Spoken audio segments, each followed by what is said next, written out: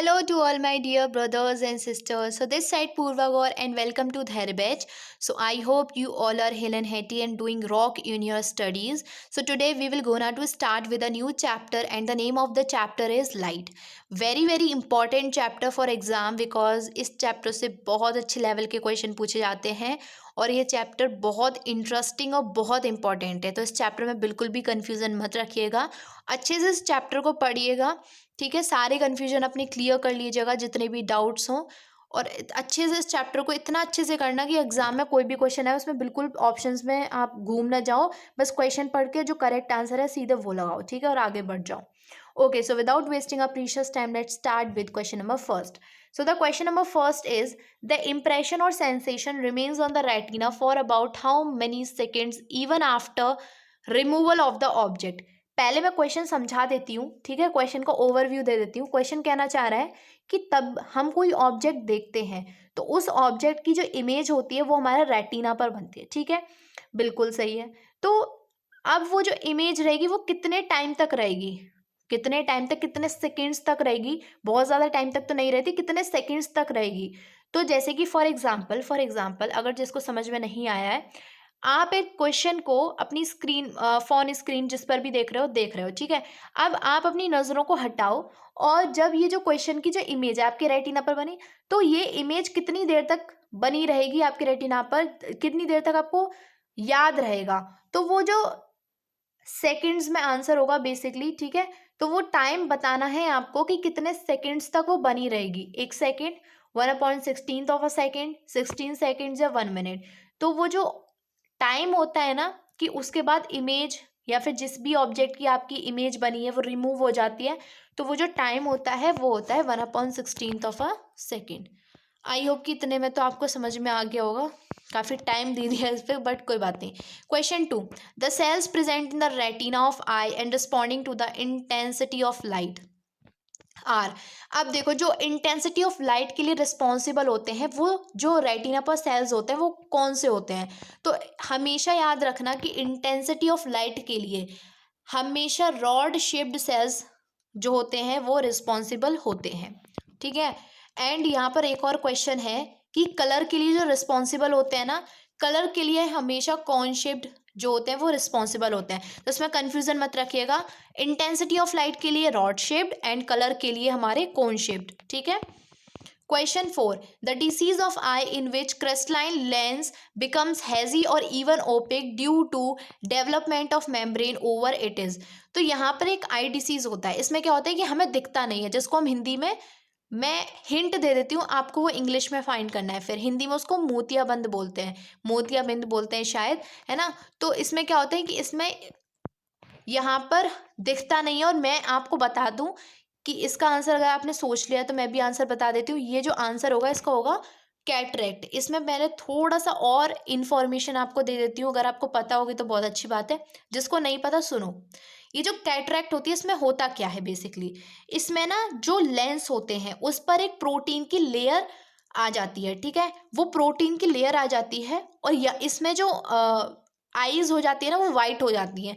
आपने देखा होगा कि हमारी जो कॉर्निया होती है वो वाइट वाइट हो जाती है, तो उस पर क्या होता है, वो कुछ नहीं होता बट एक प्रोटीन की लेयर होती है। ठीक है, आप उस प्रोटीन जिस प्रोटीन की लेयर होती है आप उसको गूगल करना कि वो कौन सा प्रोटीन होता है। ठीक है, okay, let's move on. Question number 5, angle of incidence is equal to the angle of reflection. जो एंगल ऑफ इंसिडेंस होता है वो एंगल ऑफ रिफ्लेक्शन के इक्वल होता है, हमेशा होता है, कभी कभी होता है, कि कुछ स्पेशल कंडीशंस होती हैं तब होता है, या कभी होता ही नहीं है। तो हमने हमेशा पढ़ा है और पढ़ते आ रहे हैं कि जो एंगल ऑफ इंसिडेंस होता है वो हमेशा एंगल ऑफ रिफ्लेक्शन के इक्वल होता है। ठीक है। Question 6, image formed by a plane mirror is. एक प्लेन मिरर के द्वारा जो इमेज फॉर्म्ड होती है वो कैसी होती है, वर्चुअल, जैसे मतलब हम स्क्रीन पर नहीं ले सकते, behind the mirror and enlarged, virtual behind the mirror and same size of the object, real होती है, at the surface of the mirror होती है, एनलार्ज्ड होती है, यानी कि एनलार्ज मतलब बड़ी हो जाती है, real behind the mirror and the same size of the object. तो आपको पता होगा कि जो प्लेन मिरर के द्वारा इमेज फॉर्म्ड होती है वो कैसे होती है, वर्चुअल होती है, बिहाइंड द मिरर फॉर्म होती है, और जैसी ऑब्जेक्ट की साइज़ है उसी ऑब्जेक्ट के साइज़ की मिरर इमेज बनती है। ऐसा तो नहीं होता कि भाई आप अपने घर में जो शीशा लगा हुआ है उसके सामने खड़े हो, मिरर के सामने, और आप एकदम बहुत बड़े दिखने लग गए उसमें, ऐसा थोड़ी होता है, वो प्लेन मिरर ही तो होता है। Okay, let's move on question number 7। Reflection क्या होता है? Absorption of light rays by the surface of an object, passing of light rays through the surface of an object, bouncing back of light rays from the surface of the object, या फिर none of these। तो reflection क्या होता है? Light का bounce back हो जाना object के सरफेस से is known as reflection. Question 8, splitting of light into its colour is known as, मतलब जो लाइट का स्प्लिट हो जाना उसके कॉन्स्टिट्यूएंट कलर्स में, वो क्या कहलाता है?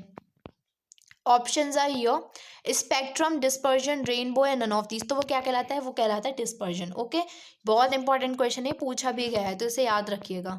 Question 9, which of the following is not a source of light? इनमें से लाइट का सोर्स कौन सा नहीं है? Tubelight, the sun, the moon या फायरफ्लाई। तो जो मून होता है वो लाइट का सोर्स नहीं होता है, ठीक है, स्टार्स भी नहीं। ये देखो क्या होता है कि ये जो मून होता है ना, इसकी खुद की लाइट नहीं होती है, ठीक है, ये मून की खुद की लाइट नहीं होती, इसलिए ये क्या है? सोर्स ऑफ लाइट नहीं है, इसे याद रखिएगा। Question 10, which type of mirror is use to obtain a virtual literally inverted image and equal in sides? तो ये तो हमने ऊपर ही पढ़ा था कि ये जो होती है वर्चुअल लिटरली इन्वर्टेड, मतलब लेफ्ट एंड राइट वाला जो केस होता है, लिटरली इन्वर्टेड का मतलब मैं समझा देती हूँ कि जब आप मिरर में देखोगे तो आपका जो राइट है वो उसमें लेफ्ट दिखेगा, जो लेफ्ट है वो उसमें राइट दिखेगा, ठीक है, तो होता है लेटरली इन्वर्टेड। लेटरल इन्वर्जन जिसे बोलते हैं, और सेम साइज की बनती है, तो ये होता है प्लेन मिरर में। Okay, let's move on question number 11। The angle between incident ray and the normal is called, angle between incident ray and normal क्या कहलाता है? वो हमारा कहलाता है angle of incidence.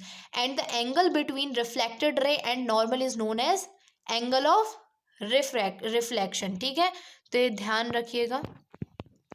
Now the question number 12, the lens present in आई, आई में जो lens present होता है वो कौन सा होता है? तो जो हमारी आईज होती है उसमें कौन सा लेंस प्रेजेंट होता है? उसमें लेंस प्रेजेंट होता है कॉन्वेक्स लेंस, ठीक है। Okay, let's move on question number 13। Kaleidoscope is based on the pattern of, जो कलाइडोस्कोप होता है वो किस पैटर्न पर बेस्ड होता है? रिफ्लेक्शन, मल्टीपल रिफ्लेक्शन, स्पेक्ट्रम या डिफ्यूज रिफ्लेक्शन। तो आंसर क्या होगा कि जो कलाइडोस्कोप होता है वो मल्टीपल रिफ्लेक्शन के कॉन्सेप्ट पर बेस्ड होता है। Okay, question 14, when two mirrors are placed parallel to each other and the candle is placed in the centre of the mirrors, number of image will be formed. यानी कि जो mirrors हैं वो parallel हमारे रखे गए हैं, तो इसमें बीच में एक कैंडल रखी हुई है, तो ये बताना है कि जो कैंडल की जो इमेज होंगी वो कितनी बनेंगी? इनफाइनाइट बनेंगी, 3 बनेंगी, 6 बनेंगी, no image will be found, या कोई इमेज ही नहीं बनेगी। तो देखो, जितना कम एंगल होगा उतनी ज़्यादा इमेज फॉर्म्ड होगी, तो ये आप याद रखें कि जितना कम एंगल उतनी ज़्यादा इमेज फॉर्म्ड होंगी। और यहाँ पर जब पैरेलल हो जाते हैं मिरर तो इनफाइनाइट इमेजेस फॉर्म्ड होती हैं, ठीक है।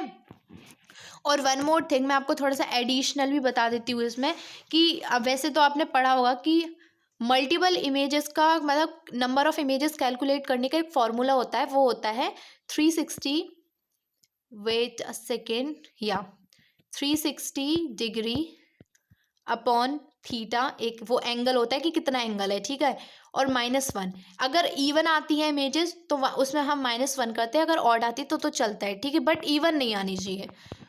Okay, question 15, the difference in the colour of the eyes due to in difference of, यानी कि जो हमारी आईज का मतलब देखो, किसी की आईज ब्लैक होती है ना, किसी की हम बोलते हैं किसी की आईज थोड़ी सी लाइक ब्लू होती हैं, तो ये जो डिफरेंस इन कलर है आईज में वो किसकी वजह से होता है? रेटिना की वजह से, आयरिश, स्क्लेरा, प्यूपिल, किसकी वजह से होता है? तो ये होता है आयरिस की वजह से, ठीक है, so option B will be the correct one. Okay, let's move on question number 16, the beam of light striking the reflection surface is called, reflecting surface is called, यानी कि लाइट की जो बीम, यानी कि बहुत सारी लाइट की raise आ रही हैं, जब वो रिफ्लेक्टिंग सरफेस पर स्ट्राइक करेंगी तो उसे हम क्या बोलेंगे?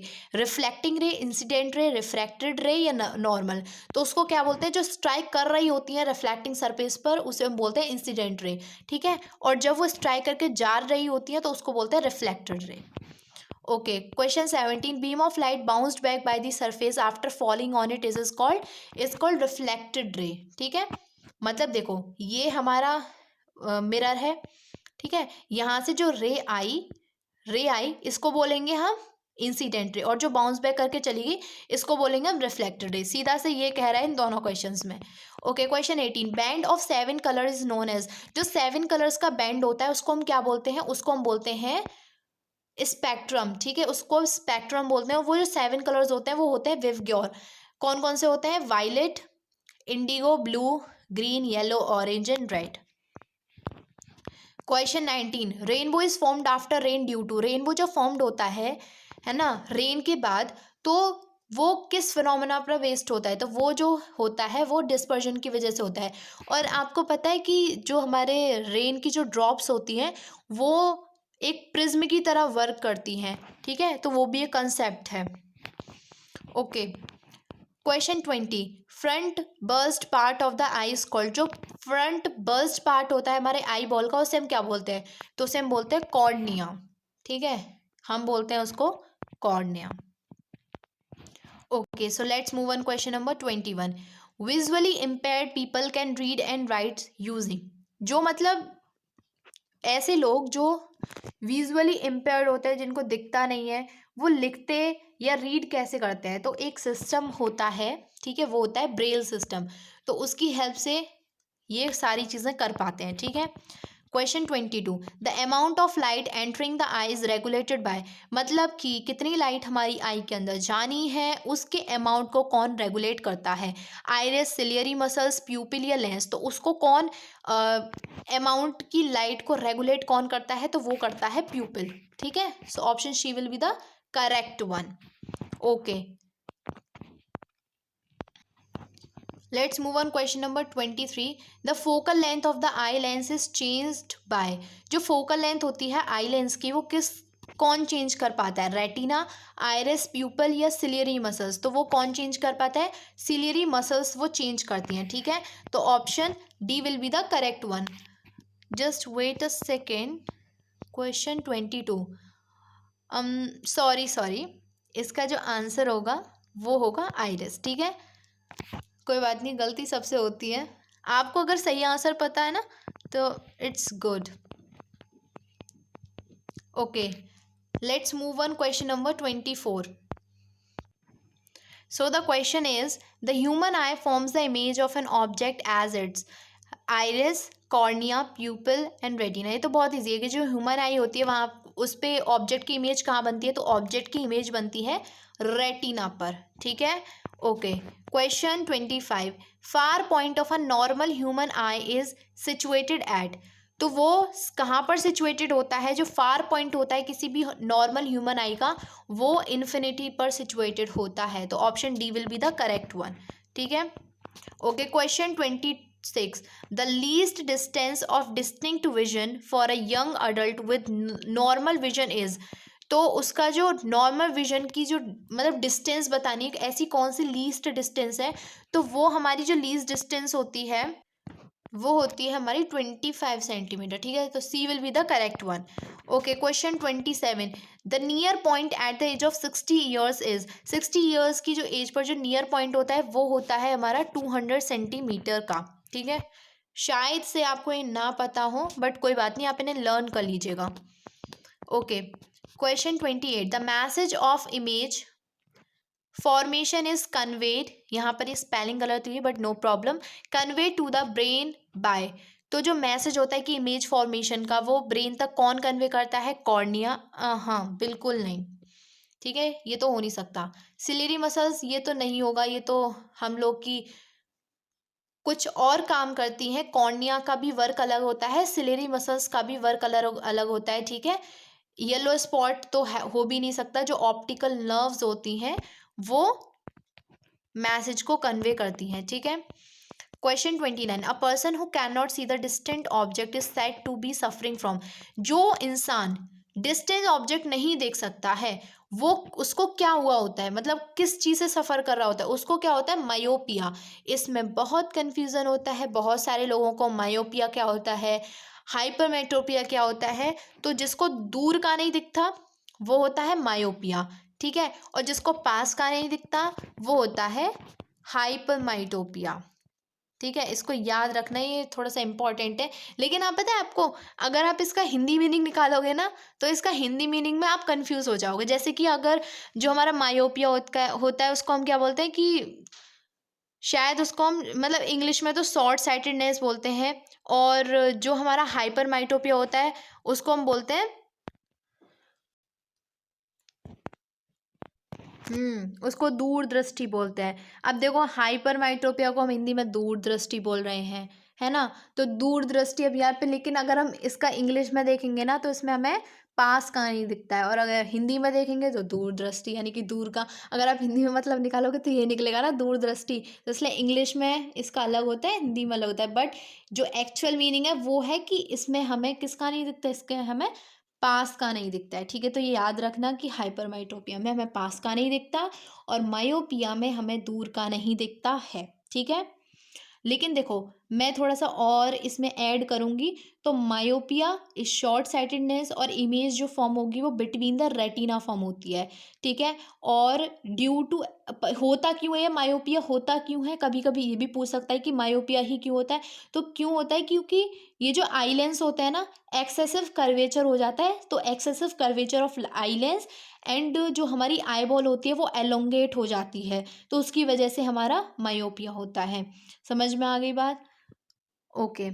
यहाँ पर एक और दे रखा है, मैं वो भी एक्सप्लेन कर देती हूँ। एक और दे रखा है प्रेसोपायोपिया। तो ये एजनिंग की वजह से होता है। इसमें क्या होता है, ना तो पास का ही दिखता है और ना ही दूर का ही दिखता है, ठीक है। तो इसमें से बीच में हो जाता है वो पूरा।